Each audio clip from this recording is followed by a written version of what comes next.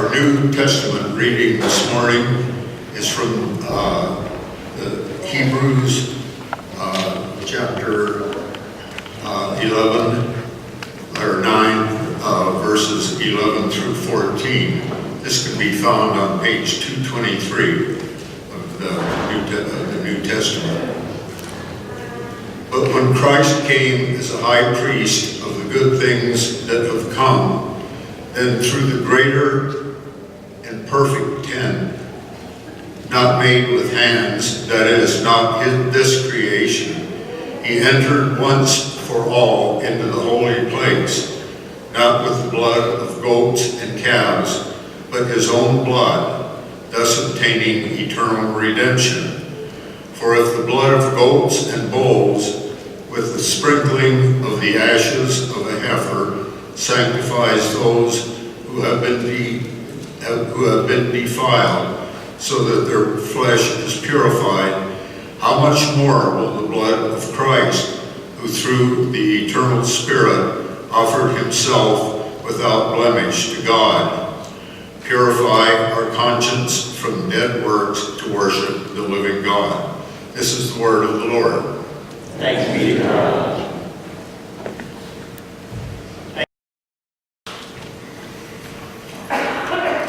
I have a question for you this morning to think about, maybe to answer in your heart. And I bet some of you will be able to answer yes, maybe most of you. Have you ever stood on holy ground?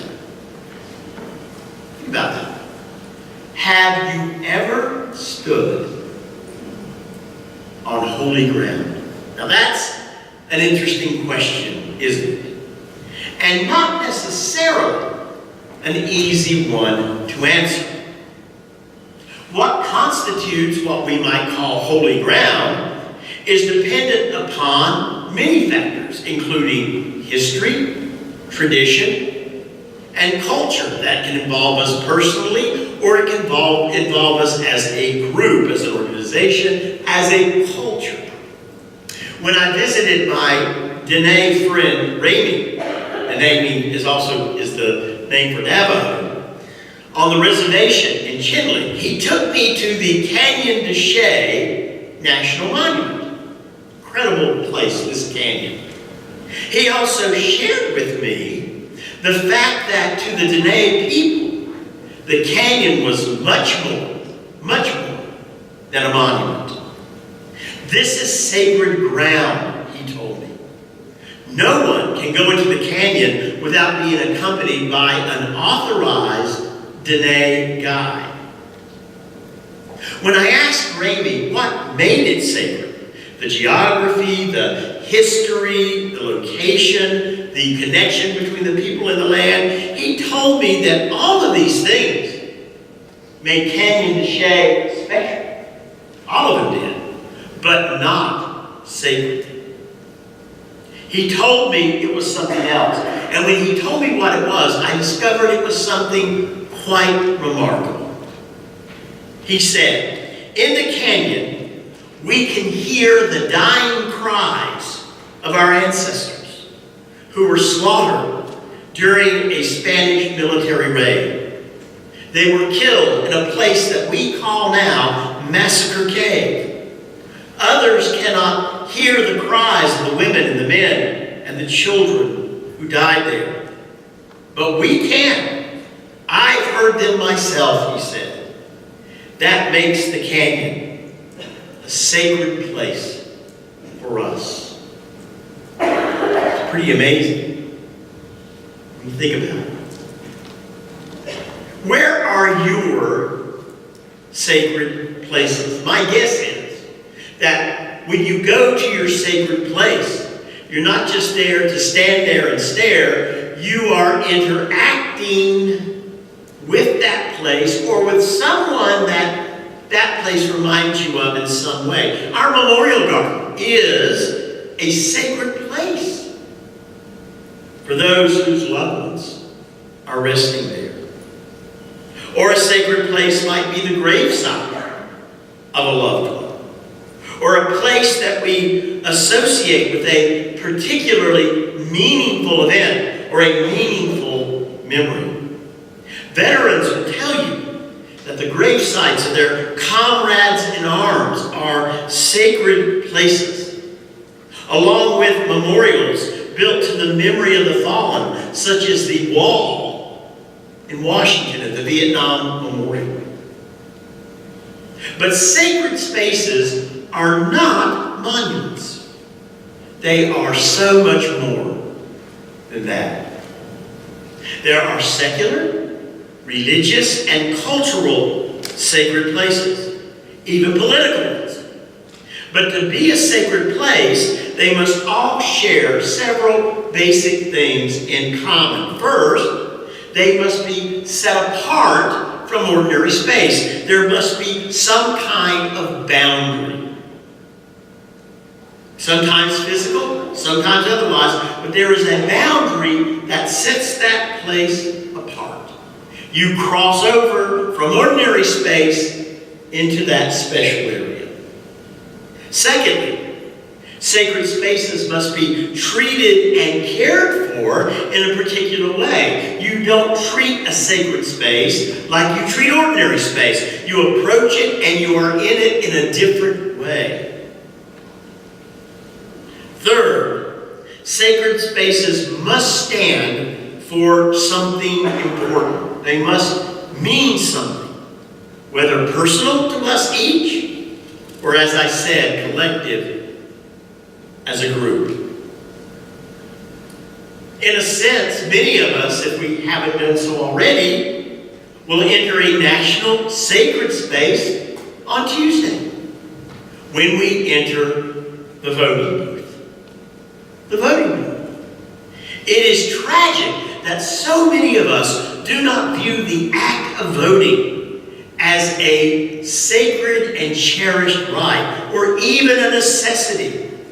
But if you ask those who have been denied the right to vote, or those from other cultures or political systems who have never been allowed to participate in their governments, they will tell you that such freedom itself is a sacred space we should never take for granted. A sacred space in the voting booth and in the heart. So if you think I'm asking you to vote on Tuesday, if you haven't, I am. I am begging you to. I'm begging you to. It makes a difference. It matters. The voting booth is not a monument to democracy. It is the place where democracy is enacted. It's not a monument. It's not a memorial. Something happens there important. We do. It is sacred space. But when Christ came as a high priest of the good things that have come, then through the greater and perfect tent, not made with hands, that is, not of this creation, Christ entered once and for all into the holy place, not with the blood of goats and calves, but with his own blood, thus obtaining eternal redemption. For if the blood of goats and bulls sanctifies those who have been defiled, so that their flesh is purified, how much more will the blood of Christ, who through the eternal Spirit offered himself without blemish to God, how much more will the blood of Christ purify our conscience from dead works to worship the living God? Writer of Hebrews, listen to how he ends that again. How much more will the blood of Christ purify our conscience from dead works in order to worship the living God? Dead, living. Memorial. Sacred space. Dead works. To me, that's a pretty good description of most monuments. Don't you think? I love monuments, don't get me wrong. Many monuments stand in parks and communities, many of them decayed with age, discolored, worn with time, representing a long-forgotten moment in history or someone who we just don't know who they are. And that is exactly how the writer of Hebrews describes the law of Israel, of ancient Israel. Given by God, that law, to keep alive God's spiritual presence, given by God to create an ethic of love and compassion among God's people.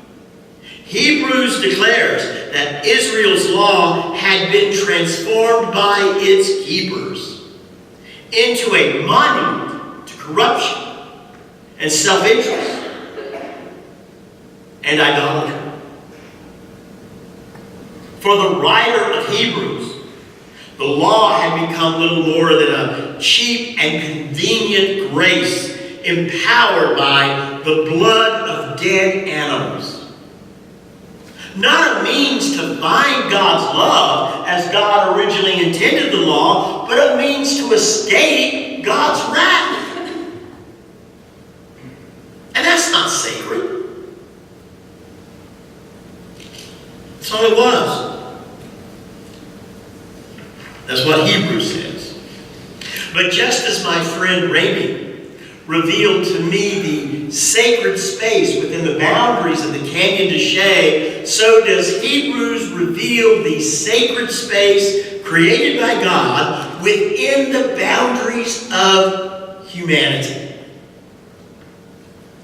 A space not filled with laws or limits or the blood of pitifully slain beasts, but with the precious blood of the one God sent. The one God sent to save us and free us and turn our very lives into a sacred space.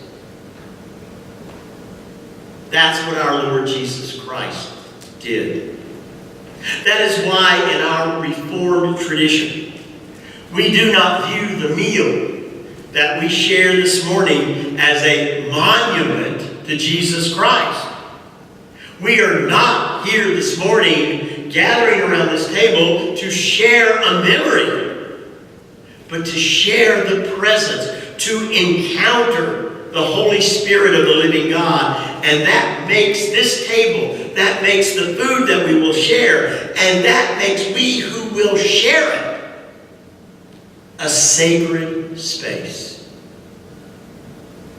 Sacred space. Think about that.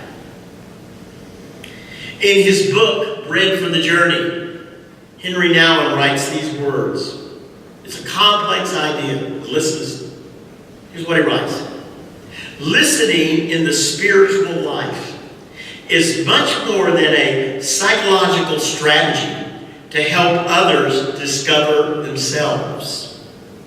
In the spiritual life, the listener is not the ego, but the Spirit of God within us. That Spirit creates in us a sacred place where others can be received and listened to. The Spirit of Jesus prays in us and listens in us to all who come to us with their sufferings and pains. When we dare to fully trust in the power of God's Spirit listening in us, we will see true healing occur. It's a difficult thought, and I had to wrestle with it a little bit, because we're so used to talking about the Spirit of God listening to us. But here, Nouwen says the Spirit of God enters into us and listens in us to others who come to us with needs. Think about that. We create a space in our lives. We create a space in our hearts for God to dwell. For the love of Christ to live. And then God works through us like conduits delivering power, like conduits, delivering nourishment, delivering love. God is in us and hears those who come to us and then leads us to do God's will. That's what Nahum is saying. That's a remarkable thought. We're so used to thinking about God inside of us listening to us, speaking to us. God inside of us is listening to others. That is why we make this place to invite God in. To bring God's love in, that love taught to us by Christ. So we are here this morning to not just gather in a sacred space, sharing sacred words, remembering sacred acts. We are here to let God create within us a sacred space, a place within our own hearts, a place where God's Spirit will dwell, a place wherein God's Spirit will work through us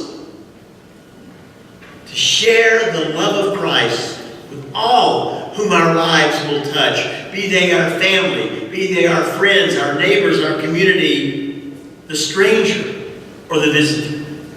All whom our lives will touch. We are here to make life itself a sacred space.